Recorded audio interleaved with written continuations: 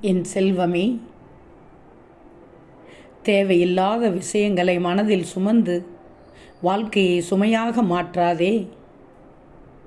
தேவையில்லாத சிந்தனைக்கு வாழ்க்கையில் எப்படியெல்லாம் நடந்துவிடுமோ என்ற பயம் கலந்த அதீத கற்பனைக்கோ மனதை உன் வாழ்க்கையை பலிகடாக்கி விடாதே. வாழ்க்கையை சுமையாக மாற்றும் முக்கிய காரணங்கள் ஒன்று, உன் உணர்ச்சிகளை கட்டுப்படுத்துவது. எந்த சூழலிலும் நிதானமாக செயல்பட பழகிக்கொள்ளணும். எது ஆபத்தானது, துக்கமானது, துயரமானது என்ற நிலைக்கு ஆளாகும்போது அழுகையை கட்டுப்படுத்த வேண்டாம். அழுதுவிடு, மனம் திறந்து அழுதுவிடு. மனதுக்கு நெருக்கமான உனது நலம் விரும்பிகளாக இருப்பவர்களிடம் உணர்ச்சிகளை கொட்டிவிடு. மனபாரத்தை இறக்கி வைத்துவிடு.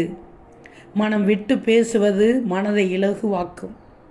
சந்தோஷமான தருணங்களில் மகிழ்ச்சியை ஆரவாரத்துடன் வெளிப்படுத்துவதில் தப்பே இல்லை. உணர்ச்சிகளை கட்டுப்படுத்துவதுதான் உன் வாழ்க்கையை சுமையாக்கும். தெரிஞ்சுக்கோ. வாழ்க்கை சூழலில் ஒவ்வொரு காலகட்டத்திலும் மாறிக்கொண்டேதான் இருந்து கொண்டே இருக்கும். அந்த மாற்றத்திற்கு உன்னை தயார்படுத்தி கொள்ளணும். அதனை எதிர்பார்ப்பது சோர்வடைய செய்துவிடும்.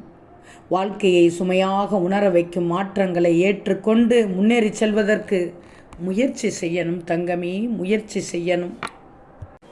வாழ்க்கையை வாழ கற்றுக்கோ. இன்பம், துன்பம், வெறுப்பு, வருத்தம், கோபம், அச்சம், இரக்கம், எதிர்பார்ப்பு என எல்லாம் கலந்ததுதான் வாழ்க்கை. இதனால் நீ ஒவ்வொரு அடியையும் கவனமாக எச்சரிக்கையாக எடுத்து வைக்க வேண்டிய நிலையை எதிர்கொள்ளணும். அப்படி எதிர்கொள்பவர்கள் வாழ்க்கையில் சுமையாக கருதுவது உண்டு. எல்லா நேரமும் இனிமையாக இருக்காது.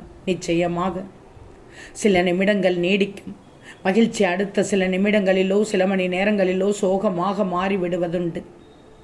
வாழ்க்கையில் எதுவும் நிரந்தரமில்லை. அப்படி இருக்கும்போது வாழ்க்கையை சுமையாக கருதாமல் சுகமாக கடந்து செல்வதற்கு நிறைய விஷயங்களை நீ தெரிந்து கொள்ளணும். நிறைய விஷயங்களை அறிந்து கொள்ளணும். ஓம் சாய்ராம்.